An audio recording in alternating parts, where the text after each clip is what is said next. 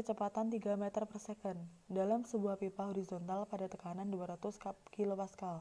Pipa mengecil menjadi setengah diameter semula. Berapakah kelajuan aliran di bagian pipa yang sempit?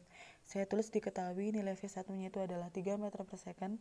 Tekanan pertamanya adalah 200 kPa, kemudian D2-nya adalah setengah D1, ditanyakan adalah V2. Nah, langkah pertama, kita harus mengetahui persamaan fluida dinamis. Debit fluida adalah volume fluida yang mengalir persatuan waktu melalui suatu pipa dengan luas penampang A dan dengan kecepatan V. Rumusnya itu debit H sama dengan A kali V. Oleh karena itu, karena di sini kita pakai perbandingan A1 kali V1 sama dengan A2 kali V2. Karena nilai H1 sama dengan H2, bisa saya tulis A1 dikali V1 sama dengan A2 dikali V2. Luas penampang yang pertama itu adalah Pi kali R1 kuadrat kali V1 sama dengan Pi kali R2 kuadrat dikali V2.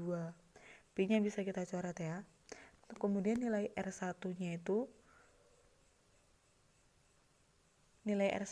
itu adalah diketahui di soal tidak ada ya, jadi kita tulis R1 aja, tetap R1 kuadrat dikali V1-nya adalah 3 meter per second, kemudian R2 kuadratnya adalah setengah kali R1, kita kuadratkan dikali V2. V2-nya itu adalah kita tidak tahu berapa, kemudian saya bisa tulis R1 kuadrat dikali 3 sama dengan 1/4 R1 kuadrat dikali V2.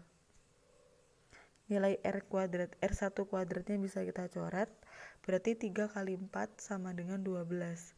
V2 berarti 3 kali 4, nilainya adalah 12 meter per second. Jadi kelajuan aliran di bagian pipa yang sempit adalah sebesar 12 meter per second.